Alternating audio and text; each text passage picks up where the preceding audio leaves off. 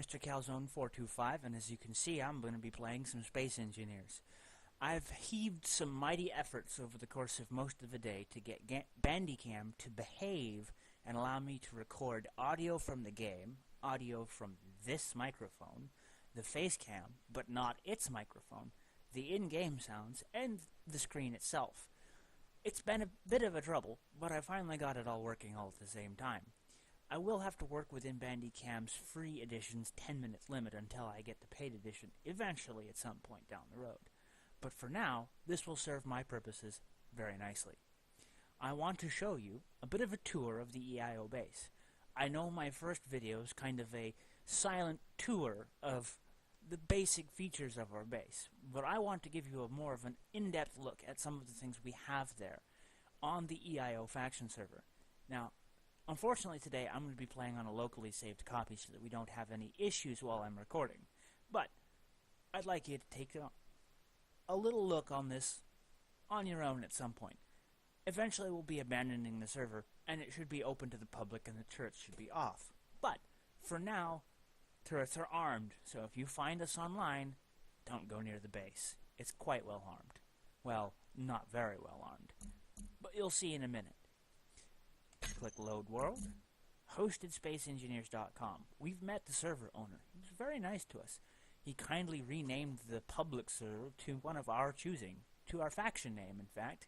We chose EIO because, well, it's very easy to remember.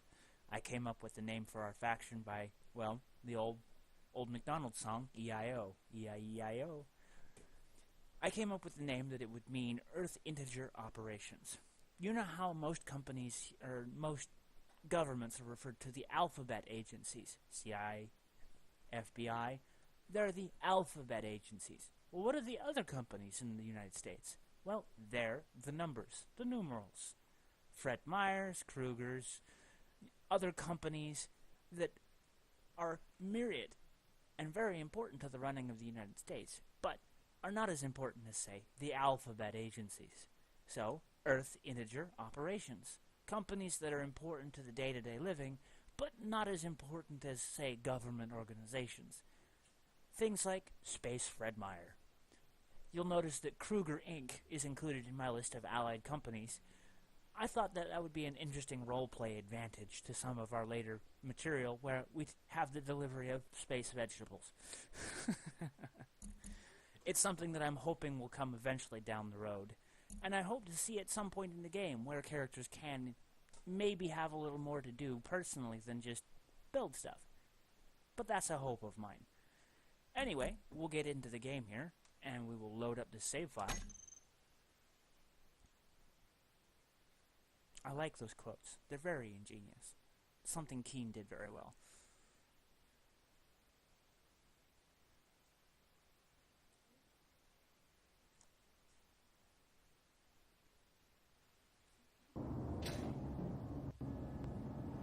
Okay, here we go. You can see I loaded in right here. With the private worlds, you can spawn in anywhere.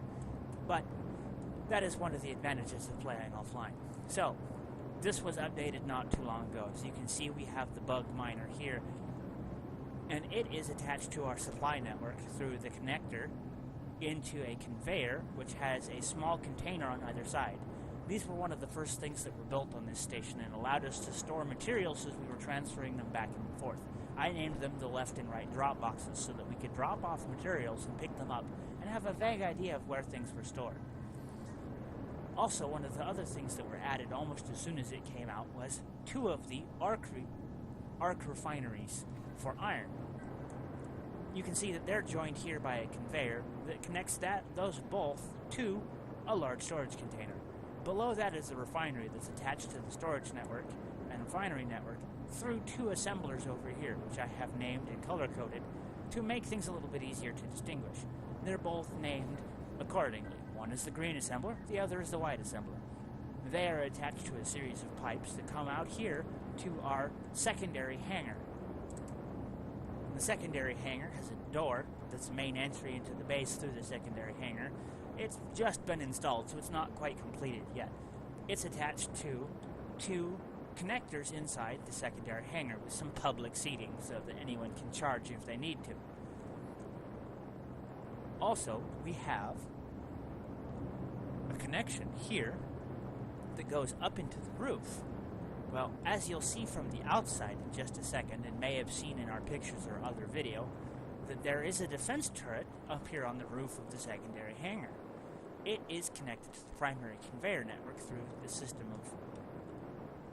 of conveyor tubes here. We chose to use conveyors to connect to the turret so that it would be easier to disrupt the connection to the turret, or more difficult to disrupt the connection to the turret. That way, if someone were to get in close and get inside the turret's range of fire, it'd take them more time to grind through a full conveyor than it does just a tube. I've noticed that the full conveyor, the regular conveyor tubes, they can be fairly easy to grind out of the way and disconnect the turret from the ammunition system. That turret is the only one that's connected to the primary system. The rocket turret, as you can see over there in the middle of our name, is conveniently placed, but not attached to the conveyor system at this time. There is a secondary turret that is connected to the back of the base. It is connected only to a small cargo container at the moment, not to the full storage system. That is something we plan to fix in the future. Anyway, the small cargo container is here to give us some extended ammunition holding capacity for this rear turret, since it isn't connected to the primary network. The missile turret is arranged the same way, where there is a small cargo container directly behind it, inside into the wall, to provide some extended holding capacity for ammo. Right now they're empty because we haven't had anyone else on the server in a while. The other thing of note is the Mosquito miner that this is one of the first large mining ships we built together. You can see that it's not the most aesthetically pleasing design, but it is very functional. It turns on a dime. Very lightweight, very functional. The addition of a piston between the drill and the rest of the ship allows this drill to extend to reach further into the asteroid than you could with the large ship by itself. As you can see also, I've added a connector to the back of it to allow it to deposit resources, but the connector we have for it to hook up to is damaged at the moment, as well as a number of plates around it by the large thruster.